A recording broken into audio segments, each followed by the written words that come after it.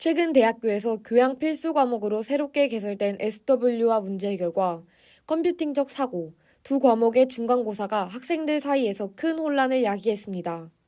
가장 큰 원인은 생소하고 복잡한 온라인 시험 방식 때문이었는데요. 이 과목들은 평소 사이버 강의 형태로 운영되어 시간과 장소에 구애받지 않고 수강할 수 있다는 장점이 있었습니다.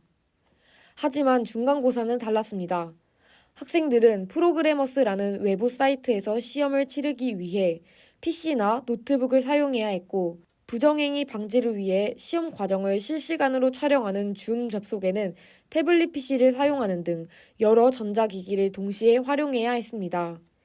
여기에 더해 줌 화면 인증 시 양쪽 귀와 응시 화면이 모두 보여야 한다라는 문장의 가이드라인은 학생들의 혼란을 더욱 가중시켰습니다.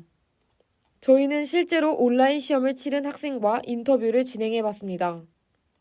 시험 시간 중에 계속 소란스러운 상황이 지속된 게 가장 힘들었던 것 같아요. 예를 들어서 시험 시작이 이미 됐는데 시험이 어떻게 들어가나요? 라고 물어보거나 질문들을 계속 교수님한테 하는 과정에서 좀 집중이 잘 안 됐어요. 그래서 학생들이 좀 숙지를 하거나 공지에 사람 책상 그리고 컴퓨터 화면이 전부 다 보여야 하고 양쪽 귀를 노출시키라고 돼 있었는데 공지에 있는 예시 사진에서도 그렇게 되어 있지 않아서 화면을 계속 유지한다는 것이 좀 힘들었어요.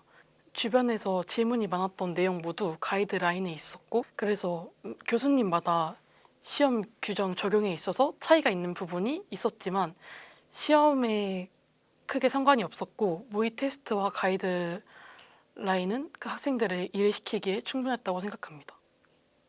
이에 대해 학교 시험관리처에 문의한 결과 온라인 시험에서 부정행위를 방지하고 공정한 시험 환경을 조성하기 위한 조치라며 특히 양쪽 귀 노출 유지는 시험의 신뢰도를 확보하기 위한 필수 조건이었다고 밝혔습니다.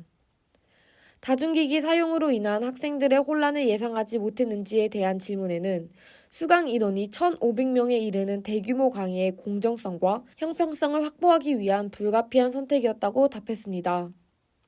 또한 시험 2주 전부터 총 2번의 모의 테스트를 실시하고 시험 가이드라인과 LMS 공지사항을 통해 충분히 사전 안내가 이루어졌다고 해명하며 일부 학생들의 불편은 안타깝지만 시험 환경에 대한 적극적인 이해와 준비가 필요했다고 덧붙였습니다.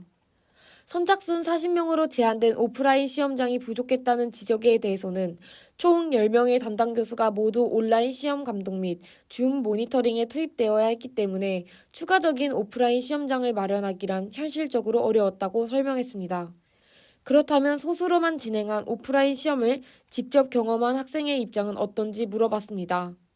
오프라인 시험이기 때문에 불편한 점 없었던 것 같습니다.